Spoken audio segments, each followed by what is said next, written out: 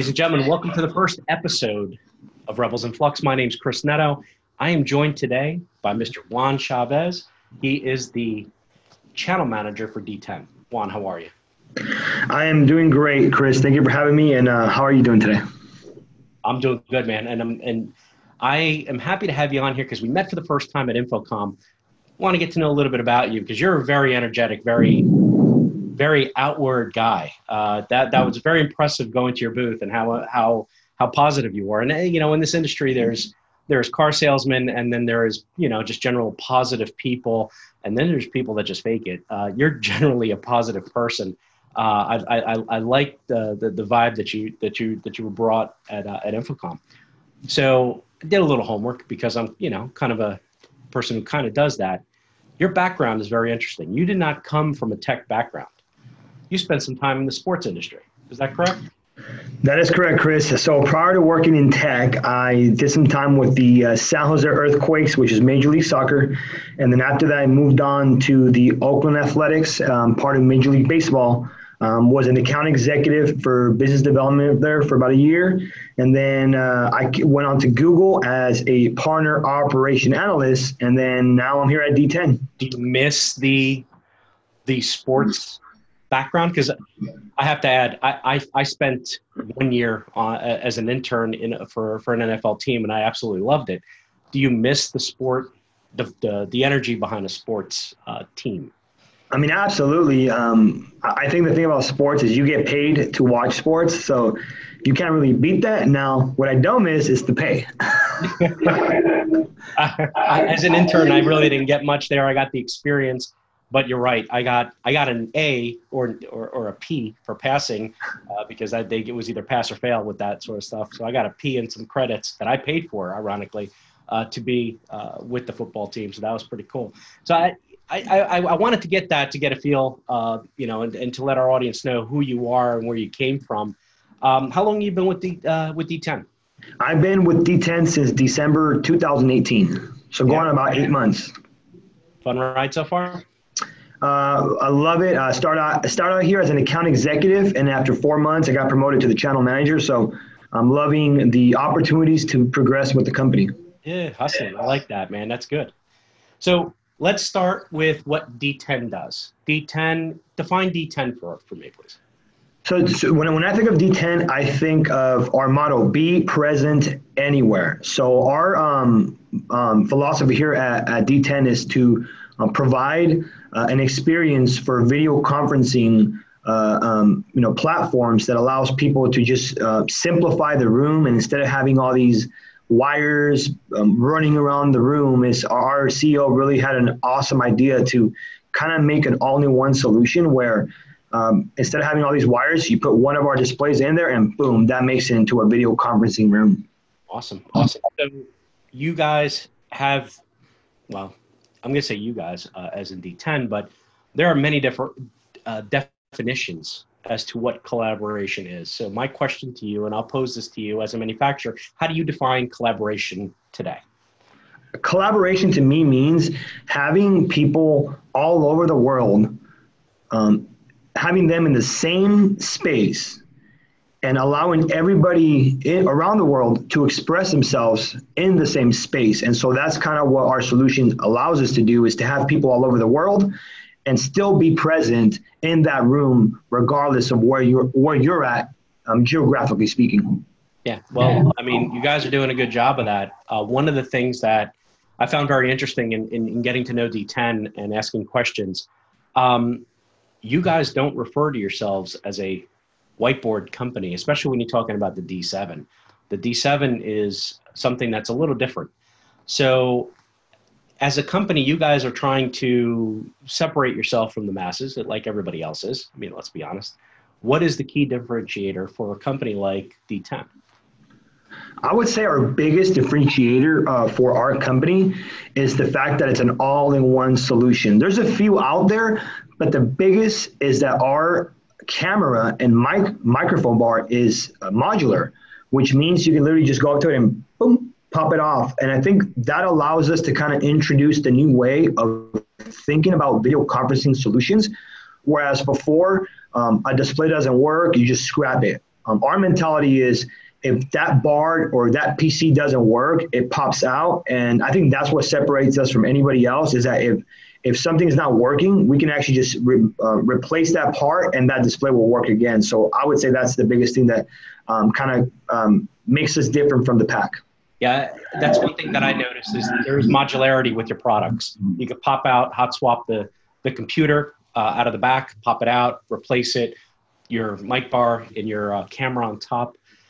That's something that I have done where it has arrived. For example, I shipped my own and it got kind of damaged in shipping, and that's my fault. It's not on you. But I was able to pop that out and pull out a spare and get that up and running same day or within seconds. So that's pretty cool. So I guess the reason why I invited you on and the reason why the whole podcast idea came about is you guys are trying to not only differentiate. I can't even say the word, differentiate yourselves. How's that? Hey man, it's a first episode. I'm allowed to have a couple flubs. And it's 4th of July too. So, hey, 4th of July weekend. So it's okay. No problem. That's right. That's right. We're going to have 4th of July. So you guys are trying to differentiate yourselves, but you're aligned with a company like Zoom, right? This D7 product is heavy influenced in that Zoom ecosystem. How important is that relationship? It is very important. Back in March 2018, we made the announcement as a company. I wasn't around yet. I didn't come in until December 2018. But in March, we announced that we had agreed to kind of partner up with Zoom to the point where our board was going to be exclusively made to only run Zoom.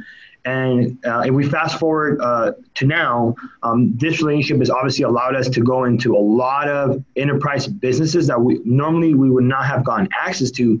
So this partnership is an amazing one because this board was designed in collaboration with Zoom. So really, it's actually the first Zoom appliance in the history of Zoom appliances. And so it's very important for us to kind of let people know that our solution not only does it integrate flawlessly with Zoom, but it was always designed, the D7 was designed with Zoom in mind. And so yes, our partnership with them is amazing, and it's very important to our success. Yeah, one of the things that our audience or the audience may not know is that there is a difference between being a Zoom certified partner and a PSO certified partner, and you guys are PSO certified. Is that correct? Yes. That means that when we're building our displays, Zoom sends us over the software, and everything is being imaged into our PC. So by the time the client gets it, all they need to do is just literally log into their Zoom license, and it's ready to go. Every other solution out there, you actually have to download it into that particular hardware. Man, you don't have to tell me I'm old school AV. And if you updated control systems in the past, you would possibly lose your microphones. Or if a video conferencing appliance that was in the room connected to a control system, connected to a DSP, if something in the chain there changed, you would automatically need these revisions and these updates. And that's, kind of a pain point as not only somebody who was a former technology manager, but as an integrator and a consultant, getting those calls about, hey, why aren't my microphones working? And then you go to find out that, XYZ company did a push on their software rev, and next thing you know, things aren't working. That's tough. That's tough to explain to a customer. After a while being a technology manager, I sort of kind of got the whole idea of how that worked and learned the hard way of how that happened. So cool, man. So your partnership with Zoom is obviously an important cog in the whole D7, the D7 being part of PSO standards. Where do you see the D7 board falling in? Like, what's its sweet spot? I mean, and no disrespect, there's hundreds of companies out there making whiteboards, right? Right. What is the sweet spot for D7? I really think our sweet spot, as far as where it's going to be at in the future, I think that we're just going to be everywhere because it's an affordable solution.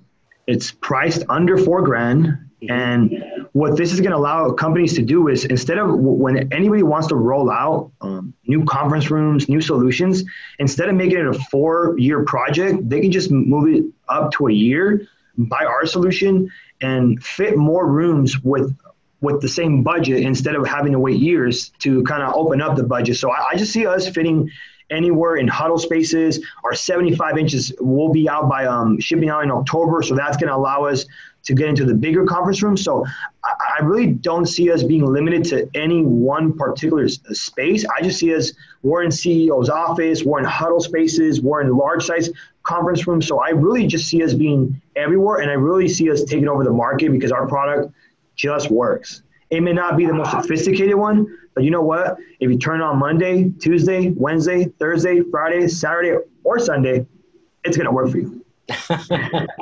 Well, dependability and reliability is definitely something that the industry is definitely focused on, and I'm happy to hear that. So I guess my last question or two has nothing to do with technology. I want to know, well, first of all, before I even get to the technology, do you have any D7 tips or tricks that you can give us or give the people that are listening to this, maybe some did you know or tips or tricks or any of that for your product on the D7? I would say, did you know that your display might already have proximity sharing?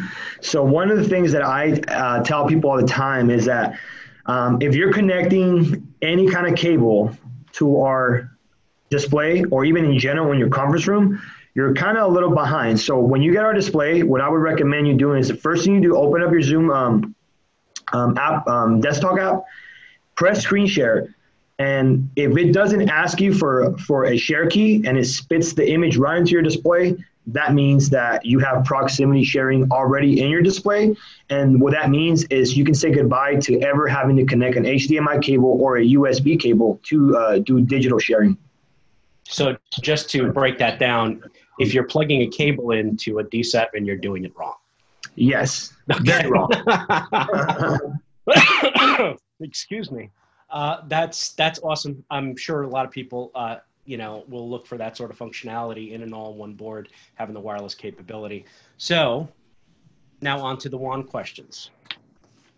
You travel, don't you? I do. Favorite city? So far, I gotta say Miami Beach. What? Do you like the pain of humidity, or what? Why Miami? Why not? Okay. It's got good food and culture, I'm assuming. Hey man, the Cuban food's amazing. The energy, we talked earlier about my personality, right? I'm a very energetic person. When I was in Miami, I just felt like the energy levels were off the charts. And anybody who's having a hard time, if you go there, it's going to cheer you up. You're sitting here on video, you got ants in your pants. I see you're just moving your antsy. You're fired up. I want to be in like Miami that. right That's now. kind of cool. So my last question as we wrap up this episode is, if I was to pick up your phone right now, what would be the last song that you played on your phone? Ooh, that's a good one. It would probably be Cars. Cars. The Cars or Cars? No, Cars, like the song Cars. Really? Here in my car. Oh, Gary Newman. Yes. Wow, dude. You see, wow. That was some Gary Newman. We just played Stump the Chump. I thought you were talking about the Cars, but you went, wow. Yes, that's one. Yes, Gary Newman, the Cars, one of my favorite songs of all time. There was, I forget who it was, but there was a band in 2000 or 90s that did an industrial version of it, and it's going to strike me once I hit stop on this, but very heavy version of Cars is pretty cool. But anyway, thank you, Juan. I just, we're probably going to continue this conversation, but we're going to stop it here at this point. Tell me where our listeners or our audience can find out more information about DTEN. Yeah, so obviously you can always go to our website, www.dten.com, or obviously, as you may know, Chris, we have an amazing relationship with Starin. They are our exclusive distributors in the U.S., And you could always go to www.starin.biz to also find out more information about our products. Well, I appreciate the plug. Starin is the sponsor of the show, and I appreciate that. Ladies and gentlemen, you can find out more about DTEN, where Juan told you to go, and you can find out more about Starin at Starin's website at starin.biz. You can hook up and link up with Juan at any point over on LinkedIn. He's out there. Search him out. You'll find him.